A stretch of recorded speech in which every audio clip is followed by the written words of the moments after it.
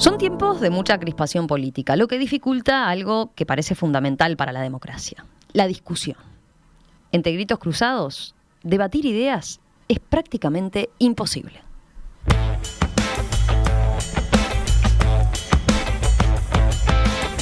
Y si bien lo vemos más en otros países donde la polarización se vuelve violenta, en este par de años entre la campaña electoral y la pandemia, sobre todo en los últimos meses de recrudecimiento, no podemos decir que el fenómeno nos sea ajeno acá en Uruguay.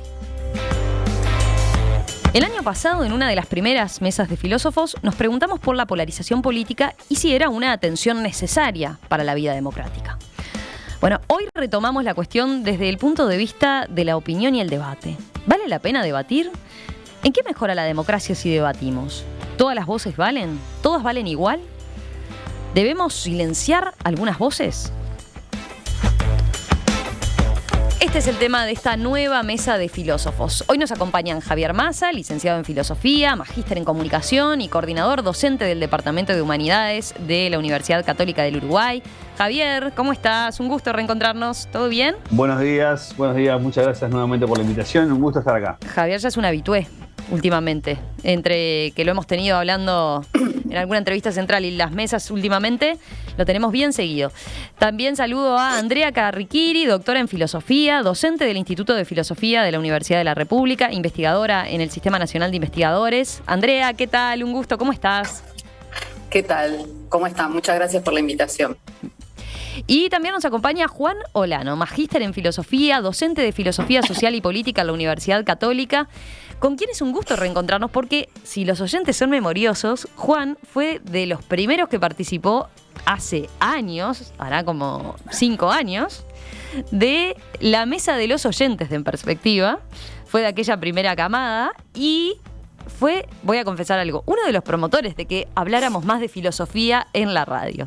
Así que es un gusto recibirlo ahora acá, en este plantel y en esta mesa especializada. Juan, ¿cómo estás? Buen día. ¿Cómo andan? Me salí por la puerta y entré por la ventana. Ahora tengo la corroboración de Romina. Yo me atribuía el haber sido responsable de que existiera esta mesa. Nadie me creía, ahora vean.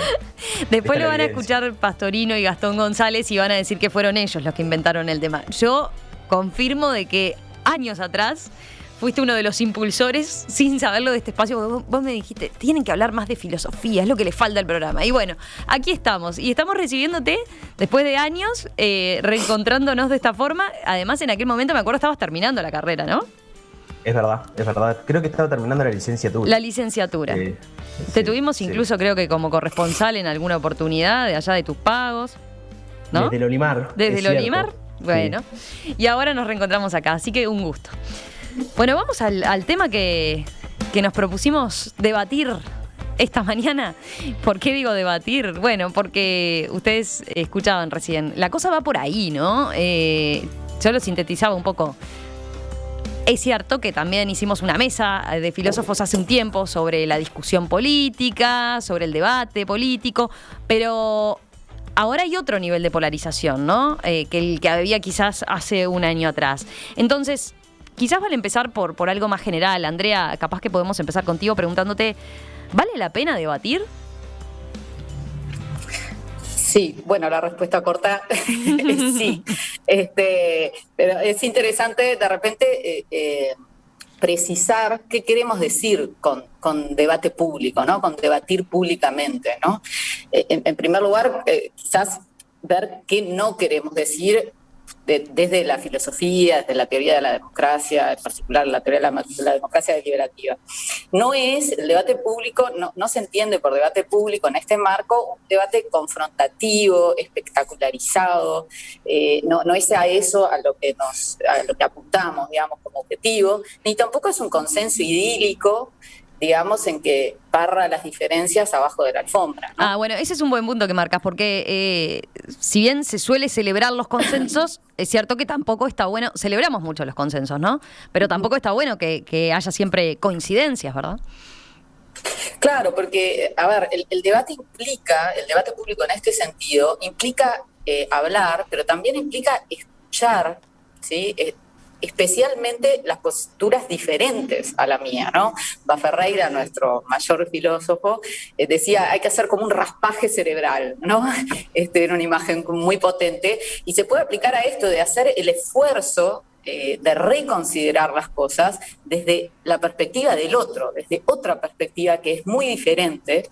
Es eso que se dice ponerse en los zapatos del otro, ¿no? Que es muy difícil de hacer, y a eso apunta esto que también se refiere como uso público de la razón, ¿no? ¿Qué es lo que hacen los oyentes, las oyentes y los oyentes de este programa, por ejemplo, cuando mandan preguntas o comentarios? Hacen un uso público de su razón. Escuchan, piensan, digamos, críticamente, y bueno, preguntan, comentan, ¿sí? Ese es un uso público de la razón, de la manera más concreta, ¿no? Buenísima. El arranque, sigamos. A ver, Juan, ¿te animás vos? Javier, no sé quién quiere seguir. Sigo yo. Sí, yo había pensado algo como muy básico, ¿no? Que es empezar por tratar de definir democracia. Cuestión que para los filósofos ya sabemos, es muy complicado. Estos términos son términos debatidos, ¿no? Contestados, ¿no? Que existen diferentes posiciones acerca de esos términos, y hay todo un debate acerca de cómo se pueden definir. Pero lo más básico de ese término está compuesto por su raíz. Si ustedes quieren, demos es pueblo, en griego kratos es poder, ¿no? Entonces, yo diría que para empezar como a introducir el tema, es útil tener en cuenta que una definición de democracia que sea neutral, ¿no? Porque ¿qué pasa con estos términos, con el debate y con la democracia en particular? Es que uno se le asigna las cosas que le gustan, ¿no? Todo aquello que me gusta es democrático, todo aquello que no me gusta no es democrático. No tenemos como un piso neutral para decir, bueno, esto es verdaderamente democrático, esto no es democracia, y no jugar con el tablero inclinado, ¿no? Entonces, yo le digo democracia a todo lo que a mí me parece bien y le digo antidemocrático a todo lo que me parece mal. Y esto se puede ver en particular en la polarización, ¿no? Yo seguí bastante, pero es una cuestión casi de vicio. Tengo raíces españolas y además me interesa muchísimo la política española. Y tuvimos hace un rato en la tertulia hablando sobre las elecciones en Madrid. Y la discusión en algún momento derrapó hacia libertad o comunismo chavista, fascismo versus democracia, ¿no? Entonces, creo que los filósofos podemos en parte servir como servicio público, tratar de clarificar estos términos y tratar de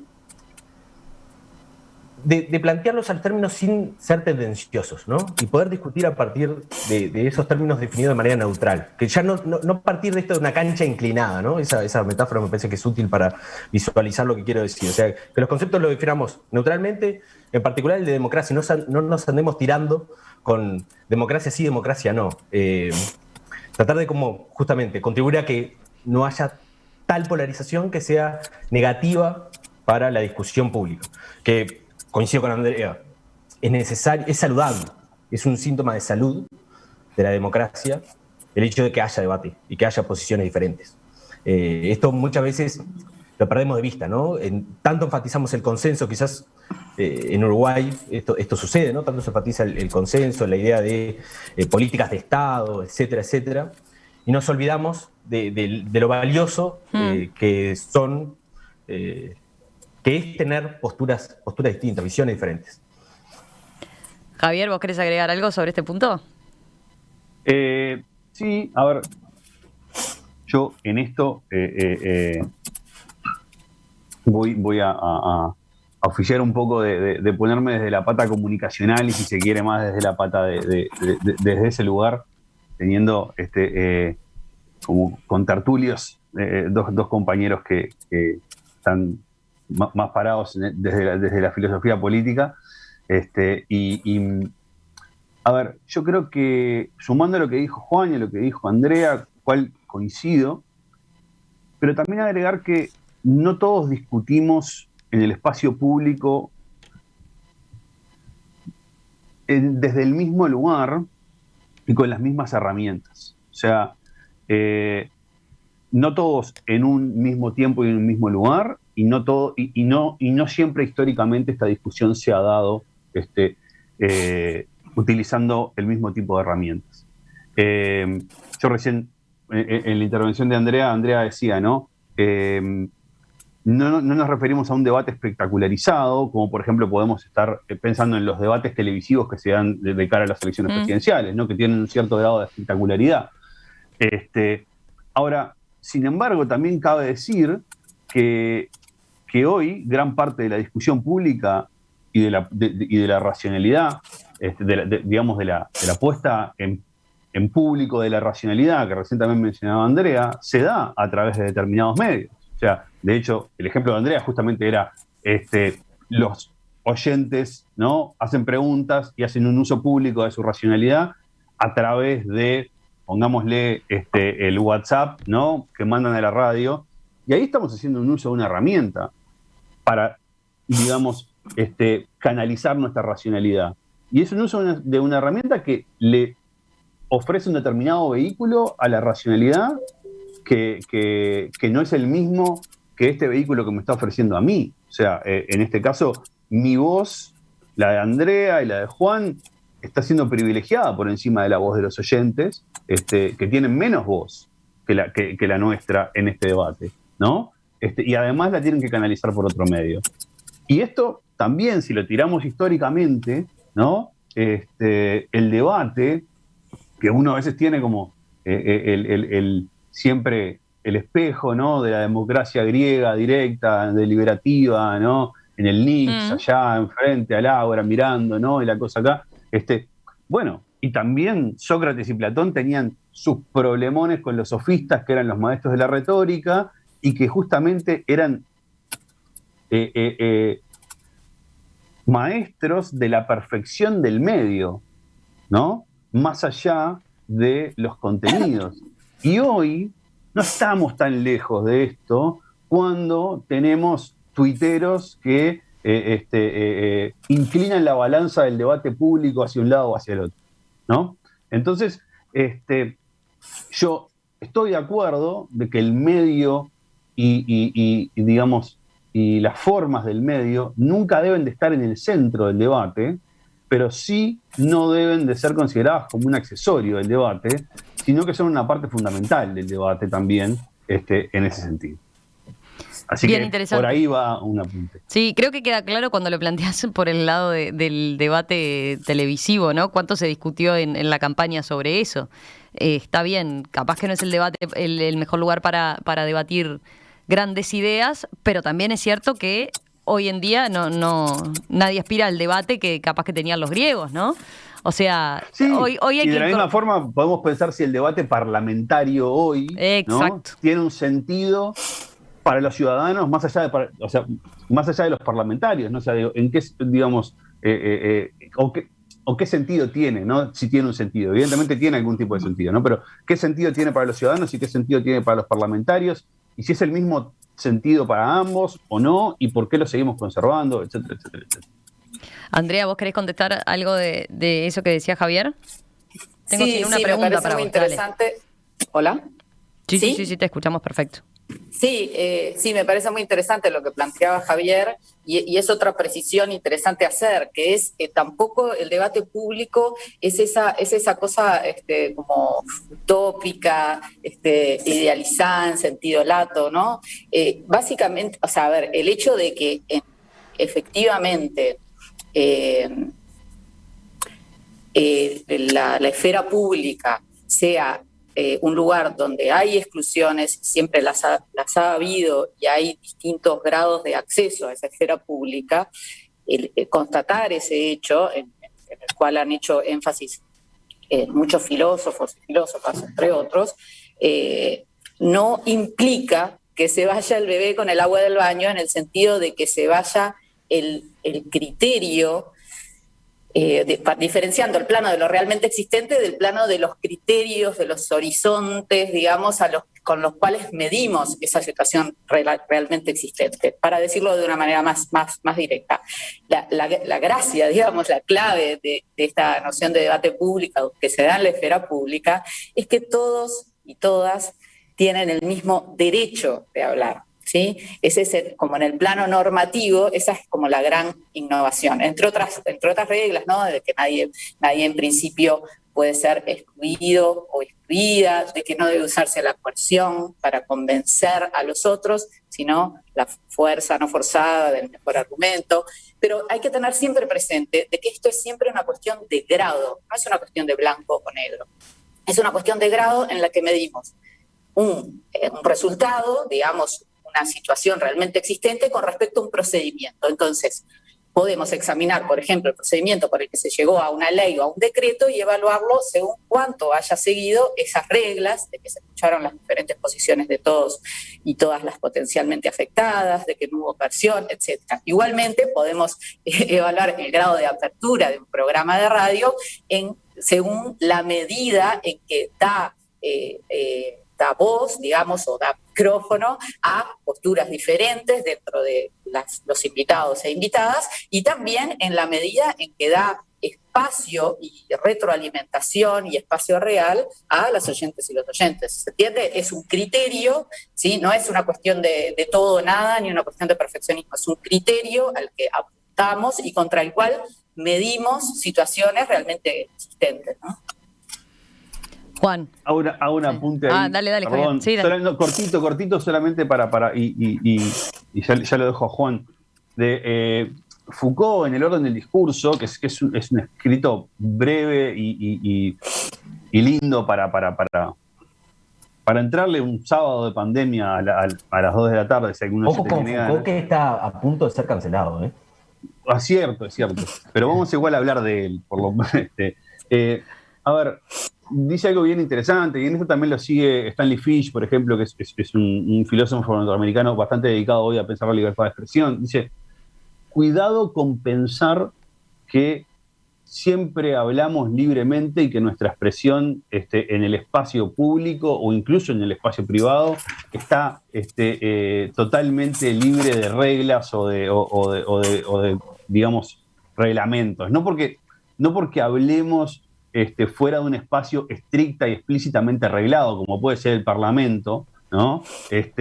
No estamos atados por ciertas reglas discursivas, ¿no? O sea, yo, por ejemplo, en este espacio público, al aire, me cuido de decir determinadas cosas o determinadas palabras, porque entiendo que si no se podrían malentender. Esa regla no está escrita, ¿sí? Pero yo la tengo medianamente presente al momento de expresarme. Siempre estamos hablando bajo algún tipo de reglamentación discursiva más o menos explícita, pero esas reglas siempre están, ¿no? Era cortito el apunte con relación a eso. Perfecto. Juan, vos retomás con lo que estaba diciendo Andrea. Yo tengo preguntas, si no es para hacerle, pero dale vos. Sí, no, un par de comentarios. Sobre los medios técnicos que se utilizan para la comunicación, ahí no me meto, está Javier en la mesa y en este punto no tengo nada para decir que Javier no puede decir. Entró desde mejor. la comunicación en algo como algo amplio, no le pregunté específicamente todavía por Twitter, ¿no? Y el debate en Twitter, pero bueno, después ya hablaremos de eso, de redes sociales. Sí, ahí y el debate político. Quedamos afuera, nos dejan afuera. No, pero hay una cuestión interesante que se tocó implícitamente, que es esto de las condiciones materiales para el ejercicio de este derecho, porque tenemos esta idealización, como decía Javier y mencionaba Andrea, de la plaza pública griega y todos los atenienses discutiendo acerca de los asuntos públicos, ¿no? Interviniendo. Bueno, esa sociedad tenía las necesidades de esos ciudadanos que debatían estaban cubiertas por un grupo de personas que no tenían ningún derecho, que eran esclavos. Entonces, en la transición a la modernidad y esta idea de que todos tenemos algunos derechos, hay un conflicto en que estos ciudadanos no tienen tanto tiempo de ocio como tenían aquellos griegos para participar del debate público, y hemos diseñado las instituciones, por ejemplo, la democracia representativa, ¿no?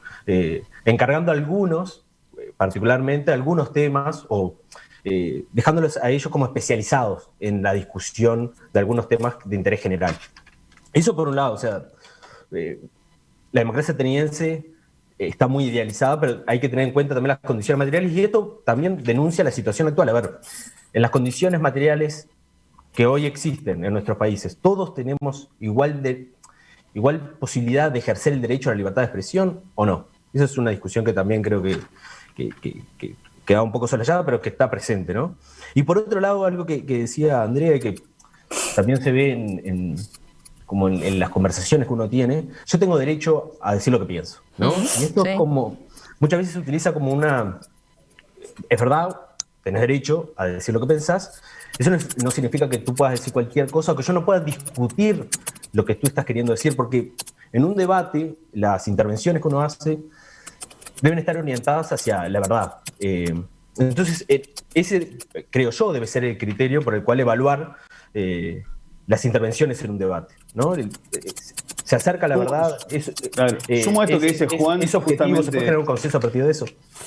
A mí me gusta pensar en esta idea que dice Juan como decir, sí, todos tenemos derecho a una voz en el debate público. Ahora, cuidado con pensar de que ese derecho a la voz en el debate público no acarrea ningún tipo de obligación. Justamente, la voz, el hacer el uso de mi derecho a tener una voz en el debate público acarrea la obligación de que si yo lo digo públicamente, bueno, acá tengo que venir a hacerme cargo y a responder a quienes quieran decirme lo que quieran decirme, y yo tendré que defender mi postura o explicar mi postura de alguna manera. Y alguien puede decir, ¿y por qué? Y porque si no, señora, tuitero, tuitera, no lo diga públicamente. Usted es libre de pensar lo que quiera en la intimidad de su hogar y en la intimidad de su mente, y nadie le va a objetar nada. Pero si usted quiere salir y decirlo al espacio público, entonces está entrando en otro ámbito, ¿sí? Igual hago un paréntesis ahí con un tema que ya quizás aburro con él, pero es que todavía resta para decir si Twitter es o no es un espacio público. Así que dejo eso para más adelante. Vuelvo sobre algo que señalaba Andrea al comienzo, ¿no? Decía, el debate es escuchar al otro, ¿no? También es un componente fundamental el escuchar al otro. ¿Cuánto escuchamos al otro? ¿Cuánto se cambia de idea y se enriquece un debate escuchando al otro? Pero ¿cuánto efectivamente terminamos cambiando de idea y diciendo, mirá, tenés razón, ¿no? Me convenciste? Eso no es como una debilidad dentro del argumento del debate en general. Tendemos a verlo así. ¿Quién sale a decir públicamente, mirá, me hizo entrar en razón? Mirá qué interesante lo que me hiciste ver esto, me hiciste ver lo otro. ¿Por qué está como devaluado el aceptar que con los argumentos que manejó el otro interpreté, me puse en el lugar, como decía ella, ¿no? Sí, yo creo que bueno, justamente es una dimensión en la que hay que insistir, esta dimensión como de la escucha y del valor de... Porque ¿cuál es el objetivo del debate público? Es como un mero ejercicio, digamos, casi deportivo. Por eso yo decía que no deberíamos estar pensando, o desde la teoría no se está pensando en un debate confrontativo, espectacular, sino ¿cuál es el objetivo del debate? La formación de una opinión realmente pública, ¿no? Llegar, digamos, de alguna manera, por decirlo muy grosso modo, digamos, pensar juntos y juntas para, de alguna manera, llegar a esta opinión realmente pública. Por ejemplo, un ejemplo muy concreto, ya que estamos en mayo, que además de ser el mes de las trabajadoras y trabajadores, es el mes de la marcha del silencio, de los desaparecidos y desaparecidas. Este tema es un tema sobre el cual a lo largo de las últimas décadas, y muy trabajosamente, la sociedad uruguaya ha ido formando una opinión realmente pública, podríamos decirle así, en la que ha habido idas y vueltas, procesos de reflexión, ¿sí? A nivel individual, además de colectivo, ¿no? Que ese es un buen ejemplo en el que se ha dado un proceso de formación de opinión realmente pública, ¿no? En el cual intervienen la reflexión de individuos privados formando un público, esta es una de las definiciones clásicas, en que de alguna manera, mediante distintas maneras, se va amasando, por decirlo así, esa opinión, escuchando, ¿sí?, de diferentes posiciones, razones, consideraciones, historias, ¿sí?, y en el cual se ha hecho un proceso que, por supuesto, siempre los resultados son siempre provisorios y revisables, pero que ha tenido, se ve que ha habido un cambio de preferencias, un cambio de opinión, que justamente se basa también en esta idea de que las preferencias no son fijas, ¿sí?, sino que una concepción de las preferencias no como fijas, sino como algo que justamente el proceso democrático puede y debe apuntar a cambiar, ¿no? Entonces, en ese sentido es que desde instituciones hasta personas, hasta movimientos sociales, hasta personas en particular, colaboran de alguna manera en este proceso de debate público que lleva tiempo, que es lento, que es trabajoso, que es doloroso eventualmente, y se va llegando a una formación de opinión, y que es un contraejemplo, digamos, es un caso, como bien decías tú, Romina, muchas veces sí se da este debate más confrontativo, más no, pero me parece digamos, muy interesante el ejemplo que pusiste como para entender el proceso del debate político y público que decías, ¿no? De cómo va evolucionando, cómo se va madurando, cómo va creciendo, digamos, en la consideración de la sociedad. Ahora les hago una pregunta. Y no es una cuestión solo de los políticos, disculpa. No, porque entiendo perfecto, claro. Más bien estamos pensando en el debate de los políticos. Bueno, yo creo sí. que la gente, por decir esa abstracción, ¿no?, las personas, los simples mortales, en general escuchamos más de lo que muchos políticos escuchan, ¿no?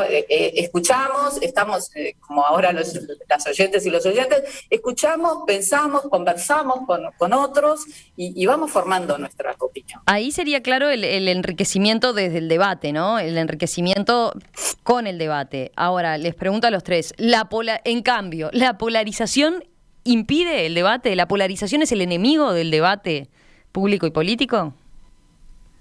Sí, yo creo que con la polarización lo que sucede es que primero habría que definirla bien, pero imaginemos algo así como que tenemos dos polos opuestos y que la tendencia es ir hacia esos dos polos opuestos y perder todos los matices que puede haber en el medio en esas posiciones. Con lo que volvemos a la definición de Andrea, esa que daba al principio, ¿no? Sí, ahí el asunto que yo veo es que esta polarización es peligrosa, es una patología de la democracia cuando uno estigmatiza la posición contraria, ¿no? O al que sostiene la posición contraria y no puede escuchar sus argumentos, ¿no? Esto yo creo que, por ejemplo, con el debate del aborto en Argentina, que es otro caso, creo que para mí fue un debate virtuoso en buena medida, porque se escucharon muchas voces, se escucharon voces de académicos, etcétera.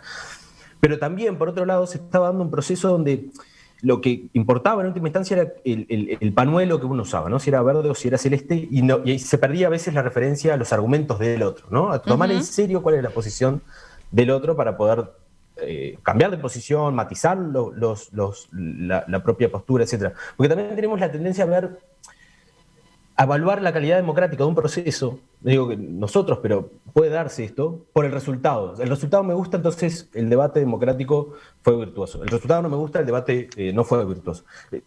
Deberíamos estar abiertos a que justamente ese proceso van a cambiar las posiciones, y quizás la posición favorecida en el debate público, en ese uso de la razón pública, no es la propia, pero incluso uno podría ser virtuoso si uno, como un criterio para evaluar si ese debate fue virtuoso, el hecho de que uno ha matizado sus propias posiciones, ha comprendido, profundizado, incluso manteniéndose en la misma posición, ha profundizado sus argumentos, ha dado cabida a las opiniones de los demás. Pero sobre esto una puntualización cortita. Porque creo que es una referencia que es muy útil para nosotros y que está muy presente. Hay un autor que se llama Diego Gambetta, no es un autor súper reconocido, pero tiene un artículo que me parece particularmente interesante, en el cual sostiene que hay culturas, se les llama claristas. Claristas, entre las cuales está la nuestra, porque usan esta expresión claro, que nosotros usamos mucho cuando estamos conversando con otros, ¿no? Entonces alguien plantea un argumento, una posición, y el otro dice, claro, claro, claro. Y él denuncia o nos hace ver que en particular con esa expresión lo que estamos haciendo es como no escuchar al otro. Lo que estamos haciendo es, yo ya sé lo que vos me vas a decir.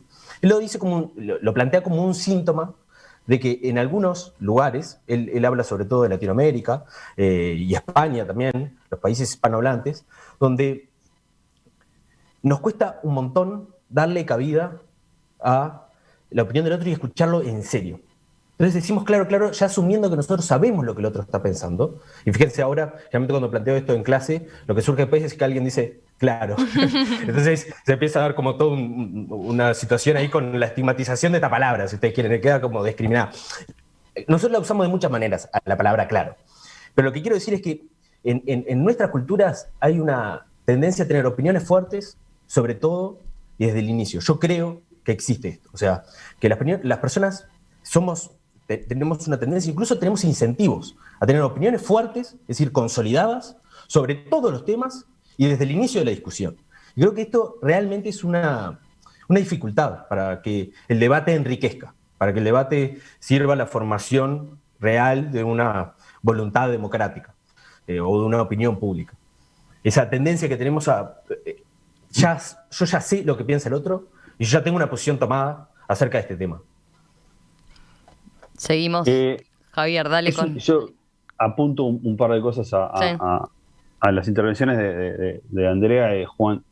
Primero arrancar con esto último que decía Juan. Yo creo que hoy en día es una virtud del diálogo público entender que para una cantidad de cosas hay que empezar diciendo, che, yo de esto no sé.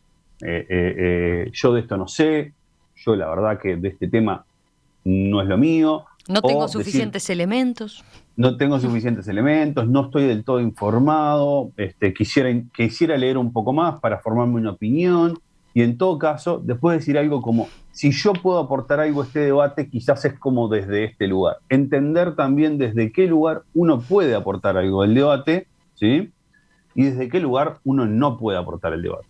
Para mí, por ejemplo, hace poco se dio un caso muy claro, que yo veía algunas encuestas de opinión que circularon en medios masivos sobre el grado de confianza que la población en general tenía para con las distintas vacunas contra el COVID. Yo creo que ahí hay un problema. O sea, porque realmente el grado de confianza que yo, Javier Massa, que soy filósofo, puedo tener sobre la Sputnik 5, no tiene por qué importarle a nadie. Porque yo en realidad, no sé por qué, porque me gusta más el nombre, porque me suena mejor o por no sé qué, digo, no, esa opinión no aporta, sino que envicia el debate público, ¿no? Entonces, si hay un 60% de personas sin formación específica en ciencia que le gusta más o menos la Sputnik, yo creo que no importa, ¿sí? Y no debería importar. Es un caso en donde hay que escuchar la opinión de los expertos, ¿no? Y en ese sentido sí celebro que también, por suerte, en muchos medios masivos estuvieron Rafael Radi, Gonzalo Moratorio y otros científicos hablando de los mecanismos de las vacunas y explicando las bondades de unas y las bondades de otras. Lo que pasa es que ahí el ejemplo con la ciencia parece claro, más claro, ¿no? O sea, ahí está, es claro lo que vos decís. Hay voces que más calificadas, sí, para hablar de, no sé, física cuántica, poco importa lo que opine Romina Andrioli, ¿no? Hay otros esferas de lo político donde capaz que es más discutible eso, ¿no? Bueno, ahí... Perdón. No, capaz que terminás, Javier. Ojo con esto, porque también ahí, y apunto, y que... También acá hay que separar de que si bien la política es un asunto de todos, ¿sí? No todas las voces en política aportan al debate desde el mismo lugar. Evidentemente que la política es un asunto de todos porque por definición todos los ciudadanos participamos en la política, ¿no? O sea, y entonces es un asunto de todos porque todos formamos parte de la cosa pública. Ahora, no todos aportamos desde el mismo lugar, ¿no? O sea, y hay veces que aportamos desde lugares distintos. O sea, yo, Javier Massa, ciudadano, aporto desde un lugar cuando dentro de mi propia conciencia agarro y decido si voy a apoyar a tal o cual candidato en las urnas, ¿no? O quizás incluso de otra manera, ¿tá? Ahora, yo también aporto desde otro lugar, que es desde mi rol como profesional, como filósofo en este caso, ¿no? Como decía Juan, brindando algunas herramientas en el debate público como para poder pensar la política desde otro lugar. Y quizás, ¿no? Cuando aparecen, sobre todo en tiempos de elecciones, los politólogos a brindar otros datos sobre el desarrollo de la campaña, etcétera, etcétera, aportan desde otro lugar. Entonces, yo creo que cometemos un error, ¿no? Yo cometería un error si yo mañana me enfrento a Ignacio Sosnávar y le digo, no, te está dando mal la encuesta, Nacho, porque no estás leyendo bien las cosas, no estás haciendo bien los números. Ahí es donde hay un error. Porque yo quizás no me corresponde a mí impugnarle los números a Ignacio Sosnávar, pero sí quizás sería interesante ver un lindo debate entre politólogos que tienen empresas que llevan adelante encuestas sobre, digamos, cómo cada uno de ellos está calculando sus números y haciendo las muestras y haciendo esas encuestas, ¿no? Y ese debate sí sería virtuoso, mientras que yo impugnándole a Nacho es como ridículo. A ver, Andrea, ahí para no colaborar, para ponerlo en práctica, digamos, lo de la escucha y también lo de no tratar de llegar a un consenso a toda costa, discrepo ligeramente con Javier. Daría un matiz de esto, porque es muy interesante el ejemplo que trae de las vacunas y me hace pensar en el rol de los expertos y las expertas, ¿no? Yo creo que deben y debemos tener la capacidad difícil de traducir al lenguaje ordinario, que es la lengua franca, que todos conocemos y todos manejamos, independientemente de que tengamos un área de experticia o no. Y en ese sentido, esto debe incluir como ingredientes, en primer lugar, la conciencia de la propia falibilidad, es decir, saber que la ciencia, las ciencias son un asunto...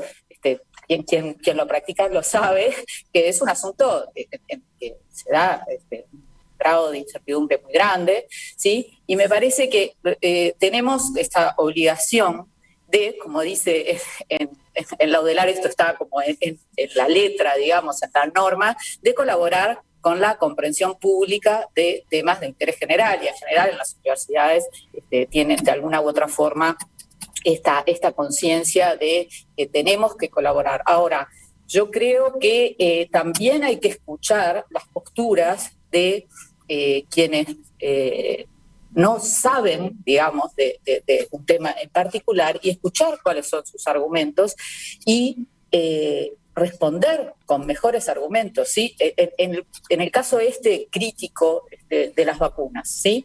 Que aclaro antes que nada que por supuesto estoy a favor y estoy esperando ansiosamente que me den fecha, ¿no? Creo que es un tema importante y que hay que escuchar.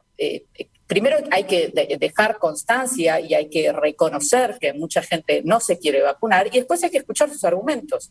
Los argumentos, estoy hablando sobre todo de la gente común, ¿no? En general, los que yo escucho caminando por la calle, ¿no? En el ómnibus, ¿sí? Hay que escuchar y hay que responder a esos argumentos en particular, ¿no? Y tenemos ese trabajo para hacer que muchos investigadores e investigadoras, como Pilar Moreno, como Verónica Ning, en fin, además de los ya nombrados, hacen, ¿sí? El gobierno puede y debe colaborar con esto mediante campañas específicas dirigidas, diseñadas a partir de esa escucha, de qué es lo que a una persona la lleva a dudar de una vacuna o de otra, de lo que sea, y entonces a partir de allí una campaña, pero además de eso, los expertos y las expertas también tenemos que hablar, y esa es la gracia y la utilidad de la esfera pública, poder hablar también desde esa escucha, de decir, bueno, ¿qué es lo que te preocupa a ti? Bueno, y tener como ese ida y vuelta, ¿sí? Y mostrar conciencia de la propia falibilidad. Cuando alguien dice, pero a esta persona en particular le habían dado la vacuna, igual tuvo COVID y eventualmente murió. Es una cosa realmente espantosa, ¿no? Poder decir, bueno, sí, tenía una efectividad del 97%. Eso quiere decir que hay un 3% que no, en esos casos no son efectivos. No estoy hablando de algo que claramente no es mi área de experticia, ¿no? Pero cualquiera se puede dar cuenta de esto. Y eso quiere decir que en 1 millón de vacunados, más o menos, puede haber 30.000 casos en que no fueron efectiva la vacuna, ¿sí? En distintos grados, llegando a... Entonces, pero hay que poder responder a eso, ¿no? Al ejemplo de a mi prima le pasó, ¿no? Hay que poder responder porque es parte de ese proceso de formación de la opinión realmente pública. Con esta etiqueta lo que quiero decir es justamente eso del procedimiento, ¿no? De que haya un ida y vuelta, ¿no? No es pararme en el banquito de que yo sé algo y emito, sino que hay un proceso de ida y vuelta en que los expertos debemos colaborar, pero no siempre lo hacemos de la mejor manera y tenemos mucho para... Javier, me imagino que tenés para contestar. ¿Me das un segundo que ponemos una pausa y enseguida a la vuelta respondés a lo que decía Andrea? Esta mañana aquí en Perspectiva tenemos una nueva edición de La Mesa de Filósofos. Hoy estamos hablando de polarización y discusión política. ¿Vale la pena debatir? ¿El debate político logra una mejor democracia? O podríamos modificarlo. ¿El debate público logra una mejor democracia? ¿Valen lo mismo todas las voces? ¿Está bien silenciar algunas voces? Bueno, de todo esto estamos charlando con Javier Massa, Juan Olano y Andrea Carriquiri. Nos quedó pendiente, Javier, tu comentario a propósito de lo que decía Andrea, ¿no? Esto para el que esté reenganchando brevemente. Vos decías, bueno, a veces, por ejemplo, en el tema de las vacunas, salieron encuestas de opinión que ponían medio a todo nivel lo mismo lo que opinaba la gente sobre determinada vacuna, ¿no? Sobre la rusa, sobre la china y demás. Y ahí marcabas un punto. A veces hay temas donde uno necesita escuchar las voces de mayor peso son las de los especialistas en ese tema. Y eso generó que Andrea dijera, bueno, pero ojo, porque en el tema de las vacunas, hacia el debate político y público, escuchar también qué es lo que despierta por qué se da esa desconfianza en esa vacuna y qué opina no Radi o Moratorio, sino también doña María cuando va caminando, ¿no? Y tiene esas dudas. Pero vos decías, quiero contestar a eso. A ver. Sí, a ver, no, decir que estoy de acuerdo con Andrea en esto de que sí, de que es importante escuchar todas las voces en ese sentido y de que también es importante que los expertos allanen o allanemos lenguaje, ¿no? Entonces, para poder, de alguna manera, ayudar al diálogo público, ¿no? Entonces, sí, estoy de acuerdo con que no hay que silenciar esas voces, sino que al contrario hay que escucharlas. Y ahí me sumo al viejo predicamento de John Stuart Mill, ¿no? O sea, si toda la especie humana no tuviera más que una sola opinión y hubiera una persona que opina distinto, ¿no? Toda la humanidad no tendría derecho a callar a esa persona más que si fuera de otra manera, ¿no? O sea, esto de todas las opiniones, ¿no? En la esfera pública, tanto las falsas para mostrar que son falsas como las verdaderas, para poder enriquecer el debate público, ¿sí? Solamente dejar el apunte de que todo este mundo, digo, en la red se enfrenta como a otro tipo de desafíos, a otro tipo de fenómenos, y la polarización online tiene otras características muy propias de la herramienta que marcan un juego distinto. Yo no digo que sea un otro juego, pero sí que marcan otras reglas de juego, ¿no? Donde, por ejemplo, esto que decíamos recién, esto de que todas las voces no valen lo mismo, en la red se confunde mucho, ¿no? Uh-huh. Entonces, solamente para tirar un apunte, y el otro es que la polarización en la red es 100% selectiva, ¿no? Hannah Arendt tenía una idea bien interesante, que es que los ciudadanos aparecemos y volvemos a nacer en el espacio público. Bueno, la red, por ejemplo, es una red, está diseñada de manera que yo puedo elegir qué gente quiero que me aparezca y qué gente quiero que no me aparezca. Entonces, en ese sentido, hay una diferencia importante en cómo configura el espacio de la discusión, vamos a llamarle pública, entre comillas, ¿ah? Que es bien distinto de cómo nos venimos enfrentando a este tema a lo largo de la historia, ¿no? Entonces, pero dejo eso como el germen para Perfecto. Una mesa solo de polarización. Perfecto. En la red. Perfecto. Como pensábamos tratarlo en en esta mesa, pero me parece bien hacer la distinción porque es como totalmente distinto y me parece que daría para mucho más. Entonces vale la pena que hagamos una mesa solo para debate público a través de redes sociales. ¿Con quién seguimos? Juan, te toca a vos. Llevando las cosas un poco más radicales, ahí muestro un libro que se llama Contra la democracia, así se llama, tratando de polarizar.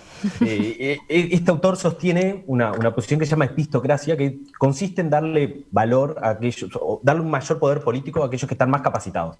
En la esfera política en particular, Romina decía, bueno, muy bien, yo sé que no puedo discutir acerca de física cuántica. Lo que él dice traslada eso a los asuntos políticos y sostiene, bueno, podríamos hacer lo mismo con los asuntos políticos. Hay algunos que saben más y otros que saben menos. A los que saben más habría que darle un valor extra, ¿no? Puede ser John Stuart Mill, tenía una idea acerca de que los más educados, el voto de los más educados tuviese mayor valor. Yo no coincido con esta posición, pero sí recuerdo, cuando arrancaba en la facultad, que una profesora, una vuelta, voy a ser breve, nos decía una pregunta del inicio de la clase, decía, ¿alguien cree aquí que la democracia no es buena en sí misma?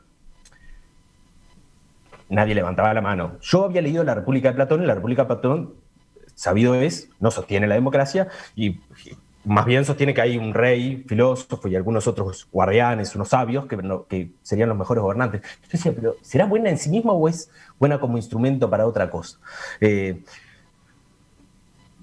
Suelo plantear esto.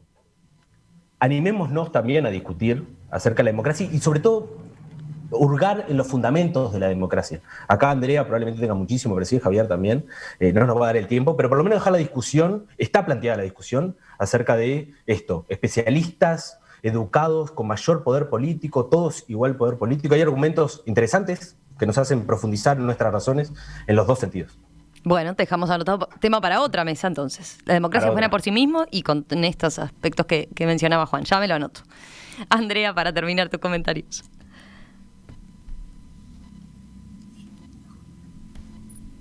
¿Ahí? A ver, Andrea, ¿no te escuchamos? Hola. Ahí, ahora sí. ¿Me escuchan? Sí. Sí, yo los dejé de escuchar un segundo. Sí, a ver, como para... es un tema interesantísimo qué hacer con las posturas que nos parecen condenables, ¿no? O que parecerían a cierta mayoría condenables, ¿no? Es un tema interesantísimo. Yo creo que la mejor estrategia es esta de enfrentar con argumentos mejores y es la que se debería aplicar en la... yo creo, y esta teoría de la democracia cree que es la que se debería aplicar. Pero hay algunas otras para casos excepcionales. Una de ellas es silenciar. Eso se aplica sobre todo a casos muy extremos. Esto depende mucho del país. Estados Unidos tiene una postura bien diferente de Alemania, por decir algo. Pero una postura es silenciar algunas voces que, por ejemplo, en el caso de, bueno, una postura fuertemente defensora de nacionalsocialismo, o sobre todo en general esto se aplica a discursos de odio, ¿no? Cuando se ataca directamente a un grupo o a una persona por su pertenencia a un grupo. Bien, es un tema para debatir, pero es una solución posible para algunos casos excepcionales. Y otra solución, no solución, pero digamos otra estrategia de abordaje con algunas voces que nos pueden parecer que lejos de aportar a la esfera pública, en este sentido procedimental, de enriquecer el debate, pueden minarlo de alguna manera, es que también nadie está obligado ni obligada a debatir con una postura que le parece inconducente o irrelevante. No todos tenemos que debatir todo. Eso me parece que son, pero ambas se aplican a casos excepcionales. La mejor vía en general es enfrentar con mejores argumentos, no barrer abajo de la alfombra, enfrentar con argumentos mejores, y bueno, en eso es en lo que se basa la esfera pública. Y en esto, un actor absolutamente fundamental en esta estrategia y en las otras poco también, en cuanto a seleccionar qué temas son relevantes, es la prensa, ¿no? Un actor fundamental es la prensa, en particular la prensa independiente. Y en el asunto peliagudo de las redes, de la esfera pública digital, también el rol de la prensa es un rol fundamental en cuanto tematiza, selecciona algunos temas, les da relevancia, los trabaja, escucha también la prensa, escucha distintas posiciones, y en ese sentido es que es fundamental, sí, ahí sí, una defensa lo más extensa posible de la libertad de prensa. En ese sentido, esta semana tuvo una mala noticia de que se duplicaron las amenazas a la libertad de prensa en Uruguay en el último año. Eso es una pésima noticia, porque justamente la prensa puede y debe tener este rol articulador de selección de temas, de hacer hablar a los expertos de la mejor manera, de la manera que se pueda traducir, en fin. Y después simplemente para no tengo los libros acá, pero me parece interesante para tirar nombres. En cuanto a la epistocracia, sí, lo que mencionaba Juan, es una postura debatida, y en cuanto a otras posturas bueno, un exponente de esto es Helen Landemore, de una postura más bien de epistocrática, digamos, pero otras posturas interesantes son las de Cristina Lafont, las de Jane Mansfield de la Universidad de Harvard, la de Jean Cohen. Todas ellas han debatido, digamos, estos temas, digo, para ¿no? Como si a alguien le interesa más. Buenísimo. Seguir leyendo. Sí, cumpliste con lo que nos piden siempre, además, que es mencionen más autores, a ver, recomiéndennos, bueno. a ver, más para seguir. Hay algunos oyentes que se enganchan en este debate. Dale. Sumo ahí a la lista sobre el tema del discurso del odio, Jeremy Waldron, que tiene un librito que se llama The Harm in Hate Speech, que es muy interesante, Sí. y sobre el estado de la libertad de expresión en general en el siglo XXI. Es muy recomendable el libro de Timothy Garton Ash, Libertad de Palabra, 10 principios para un mundo conectado, que además tiene adosado un sitio web donde se van como publicando actualizaciones y aplicaciones del libro, y el libro de 10 principios para un mundo conectado se consigue en español. El de Jeremy Waldron no estoy seguro que se consiga en español. Sí. Y también quejar los oyentes, ¿eh? Ketze tiene un libro maravilloso que se llama Giving Offense, o creo que se llama Sobre la ofensa en español, que es, si bien no es un libro académico, pero es un libro muy interesante para pensar en el tema de la ofensa. Después pasamos los nombres, porque a veces son nombres. Yo les iba a pedir eso, los apellidos. Así los incorporamos y los ponemos después junto con, cuando subamos la mesa como tal a la web y a las redes sociales, ponemos también entonces esta bibliografía recomendada por ustedes. Sumo uno que se puede encontrar. Sí, dale, a ver. David Slum, La Autoridad Democrática, también sobre estos temas, creo que es un autor interesante. Y una recomendación cortita. En La Diaria, con algunos otros filósofos, estamos sacando una serie sobre los 50 años de la teoría de la justicia, la publicación de la teoría de la justicia, que quizás, y sin quizás, es la obra de filosofía política más importante del siglo XX. Y este mes me toca a mí, así que me hago autopublicidad. Así que en mayo va a haber un artículo de mi autoría en La Diaria, hablando sobre Rawls. Buenísimo. Juan Olano, Javier Massa, Andrea Carriquiri, gracias a los tres. Un gusto poder conversar con ustedes. Muchísimas gracias. Quedaron ya varios temas apuntados para volverlos a convocar en cualquier momento. Muchísimas gracias, un gusto. Un gustazo, como siempre. Muchas gracias a ustedes. Que anden bien. Chau, chau.